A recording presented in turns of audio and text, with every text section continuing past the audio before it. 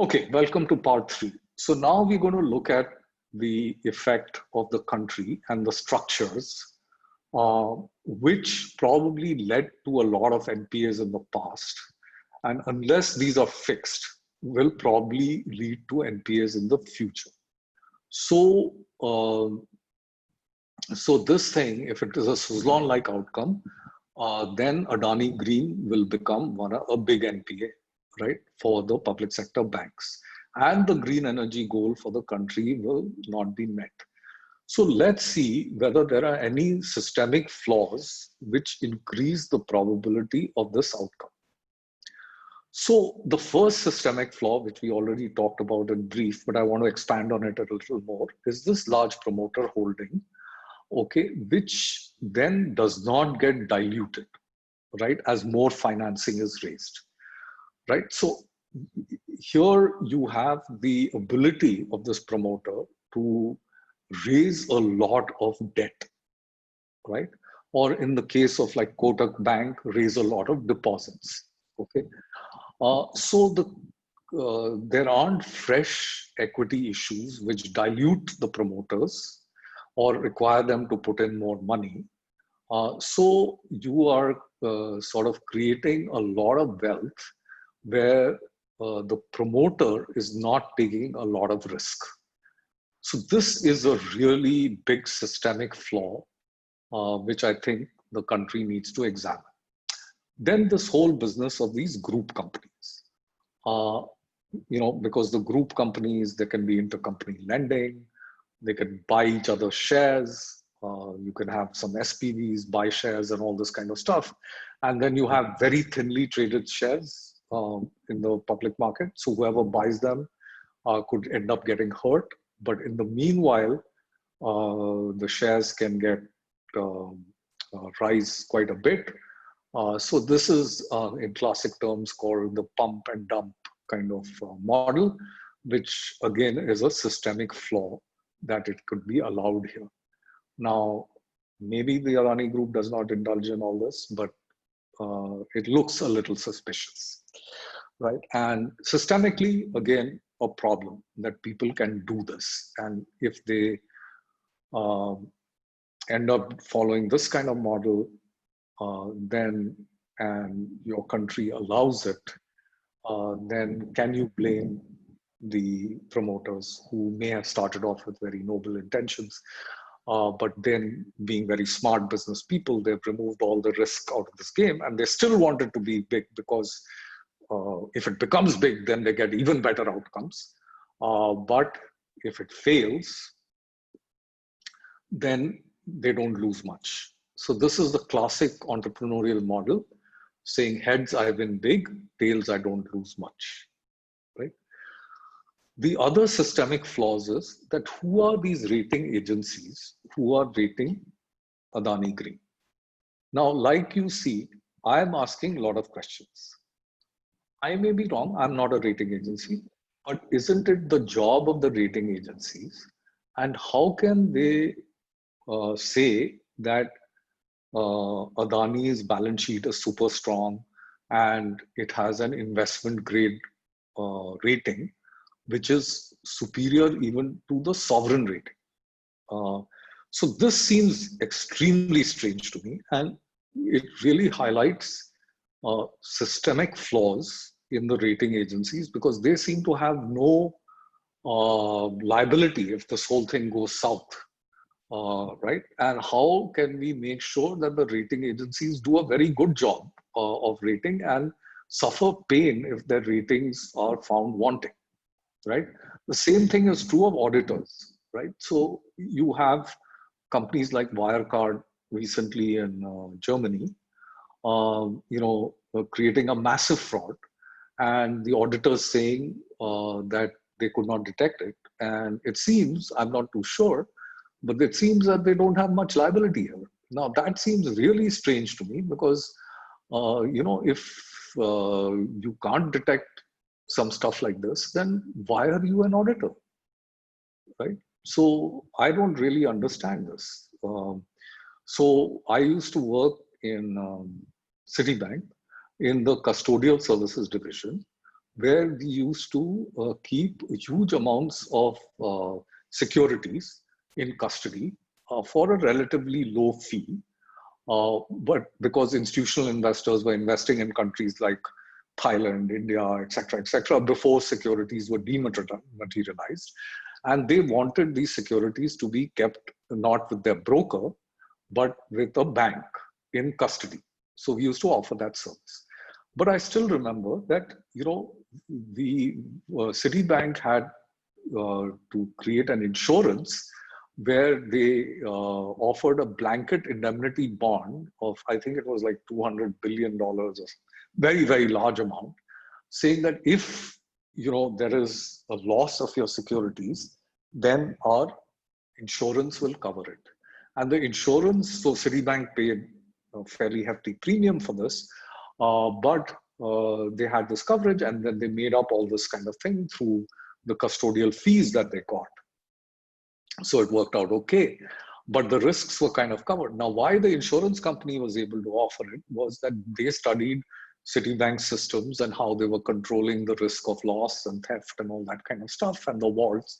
And they said, fine, fair enough, we are okay issuing you this blanket indemnity bond, which covered all the cash and securities which were in Citibank's vaults, right?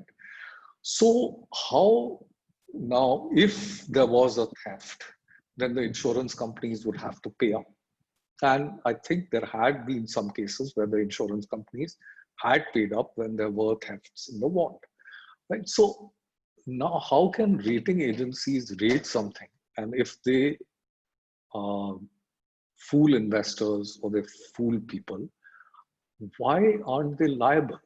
And if they are not liable because they charge fairly low rating fees and they don't want to increase the rating fees a lot, then they should convince the insurance companies through their processes that the likelihood of a claim being made because their rating is bad is very low, or their audit is bad is very low.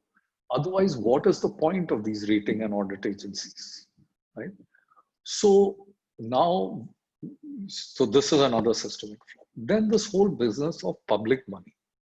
Now, if the success of Adani Green is going to be primarily because of the debtors and not because of the equity holders, but the equity holders are going to get a massive gain, okay? And the debtors are just going to get their money back. And a lot of the debtors are public money people, okay, in the very rosy outcome, then this seems to be a total misuse of public money. So in projects like this, shouldn't the public money demand a gain if there is a gain? Because otherwise they're left holding the bag, right? So how is this thing to be structured such that the the correct risk-reward ratio exists for public money use? And finally, I come to this question of the Aam Aadmi, or a small retail investor, getting sucked in by this Adani Green, or like they got sucked in into Suzlon. And who are the people who lost money here? Was it small investors? Was it large people, very high net worth individuals, funds? So who lost money on Suzlon? Now, if we look at this and we want to prevent this kind of thing, then we have to see how, if there are huge risks here, very large promoter holdings, very high debt, very thinly traded stock, etc., then should these stocks be in a separate category where retail investors cannot invest, right? And only very sophisticated investors can actually invest, right? So should the regulators like SEBI and all be thinking about it, or do they not care about the Aam Aadmi, right? So these are some of the systemic flaws and some of the solutions to those systemic flaws I can think of. Now, what next? See, because one of the things you've got to realize is that if you look at it here from a regulator's perspective, if they are not going to be blamed, they're not going to lose their jobs or whatever, or they're being compromised in some ways through corruption, very sophisticated corruption, but corruption nonetheless, then they have no incentive to change. The bureaucrats have no incentive to change. The judiciary also probably have no incentive to change. The politicians also have no incentive to change because this is their form of how they will get political contributions for their party. And promoters like the Adani Group and all that, who want to rely on a lot of public money funding their projects, are going to give money to all political parties, and be on the right side of them because they need them. So there is no incentive here, right, for anybody to change and fix these systemic flaws, which is why these systemic flaws remain. So in my opinion, if these systemic flaws have to be changed, then the only people who have some incentive to change these are independent media and the Aam Aadmi, who are really getting hurt. So here is a article by Scroll. Okay, and I'm just showing you the article, and it says from 2014 to 2019, how the Adani Group funded its expansion. And it goes into a lot of detail about how it lacks a cash engine like Reliance and Tata, and so on and so forth, and says how companies buy shares in other group firms, even if they are in unrelated businesses. So if you're interested in this, please go through this article. But, this article, okay, let's go back and see when was it written. So it says special investigation, and it was written on May 16th, 2019. So it's over a year since this article has been written. Now, I'm assuming that regulators like SEBI, etc., may have looked at this article, may be aware of all this, or there may be other activists or other well-meaning people, who've looked at this article. But so far, to my knowledge, nothing has been done, right? So the nation, very rightly so, gets quite outraged about when a person like Sushant Rajput commits suicide, or a Nirbhaya gets gang raped, or Who Killed Jessica Lal can become a movie, and candlelight marches and so on and so forth. But here, when the nation is getting pillaged, so to speak, because of systemic flaws, and the chances that you're going to derail development and have a lot of NPAs, and millions of lives are going to be impacted. Very large number of people are going to die because the progress of India towards becoming a developed country is spoiled by these systemic flaws. Then why is the nation not outraged? Okay, this is something which I have been struggling to understand.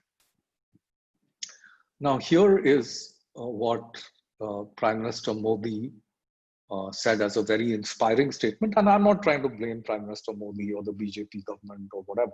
I'm talking about the system as a whole, right? In fact, I'm quite a fan of Prime Minister Modi.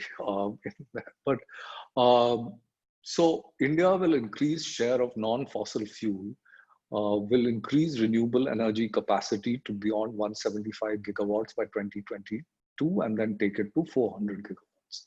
Right? So India will inaugurate on Tuesday solar panels on the roof of the UN, right? So this was when Prime Minister Modi was addressing the UN General Assembly, right? And showing how India created the International Solar Alliance, and showing immense amounts of leadership and trying to position India on the world stage, which is outstanding, right? But then there has to be some delivery also. So it is Prime Minister Modi's job to position India really well and to inspire and whatever. But the rest of us have to deliver on those dreams. Like JFK said, USA will put a man on the moon. But the people of USA, the agencies, the regulators, the lawyers, the companies, and just Americans, helped make John F. Kennedy's vision a reality, right? So, we can't, if this target is 5% achieved or 10% achieved or something, or we stay at, 100 gigawatts or 120 or something and miss it by a mile. Okay, then is it going to be Prime Minister Modi alone who's to blame, or is it all of us as well, right? Now, if you go to the Central Electric Authority, and this is their annual report, which is 240 pages, and it took me a while to get to page number 35.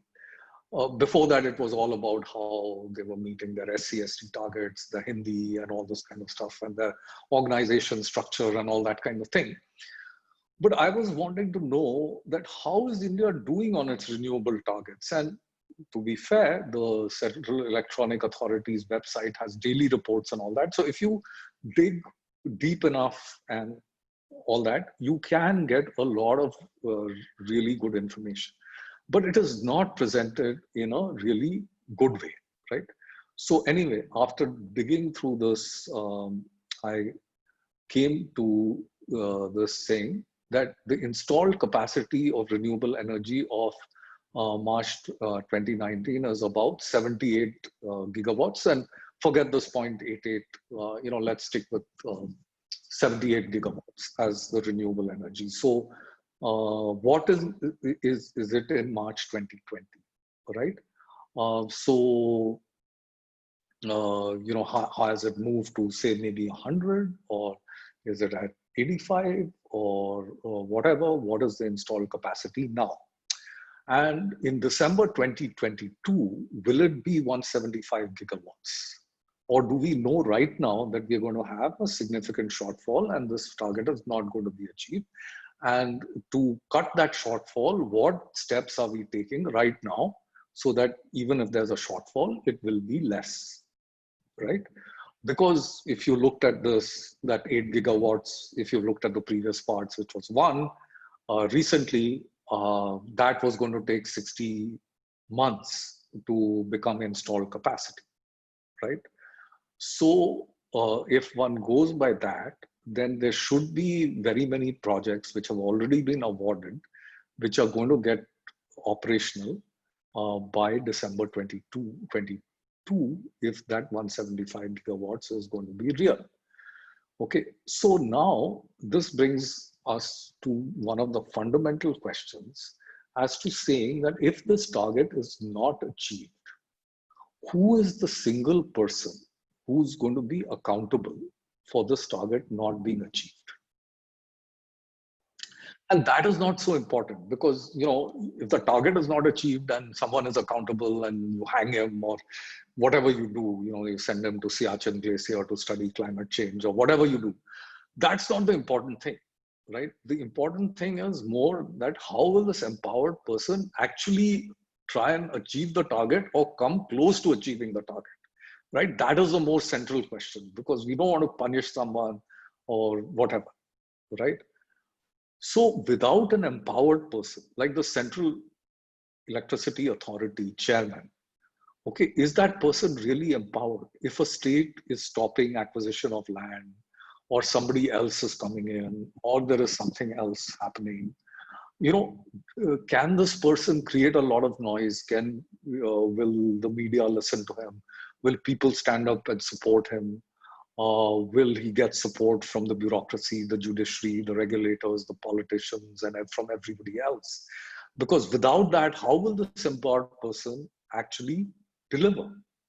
And then if you go onto the site, if there was a simple thing saying, look, we have so many gigawatts of renewable energy, so many are going to come on stream. So this is exactly the process. So like this is the spur chart or whatever, which tells you that what is our realistic target as of,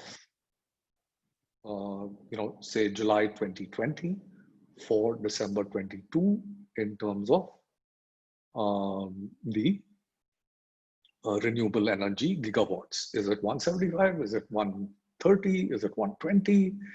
And then suppose it's 120 and something miraculous happens, right? It could change to becoming 150, right?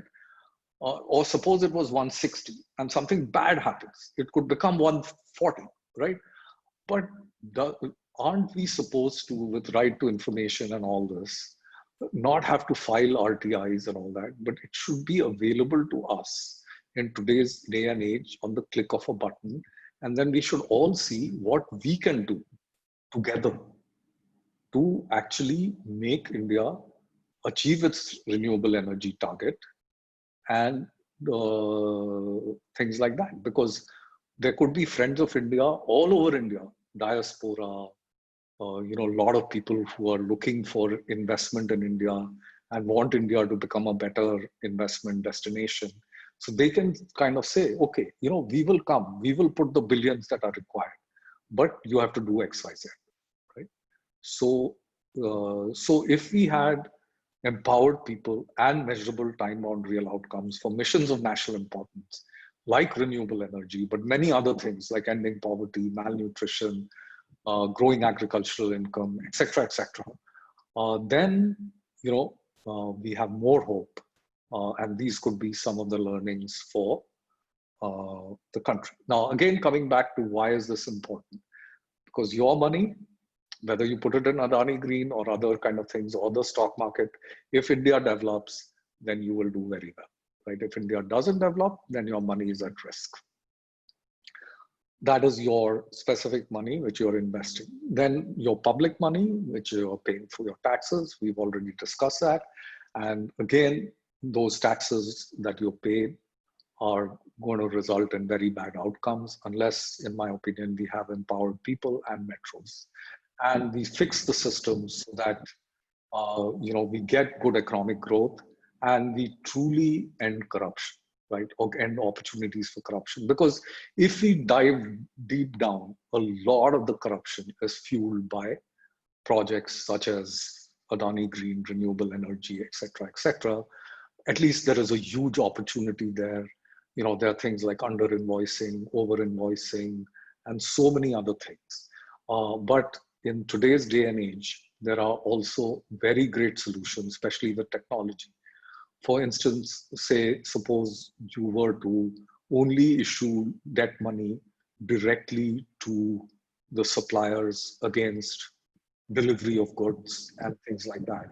So then you would make sure that none of this money that you're giving the company as a loan, which they can use for anything, they can hike CEO salaries, they can do intergroup lending, they can buy back shares, they can do lots of things, but that is not what you want to do, right? So you have the technologies available, you have many things to do, but there is no will to do this because, everyone is benefiting who is part of the elite from the system. So there is no will to fix the system. And we did have a whole movement called India Against Corruption, but I think it really missed the point because people didn't know how to attack corruption truly. Similarly, demonetization missed the point, right? So this is how huge amounts of black money are generated, how corruption is engineered, and etc. So again, I'm not necessarily an expert in this area, but I'm pretty sure I'm on the right track. And if I'm not, I would love to be proved wrong, and I'm happy to correct my views. Thank you very much.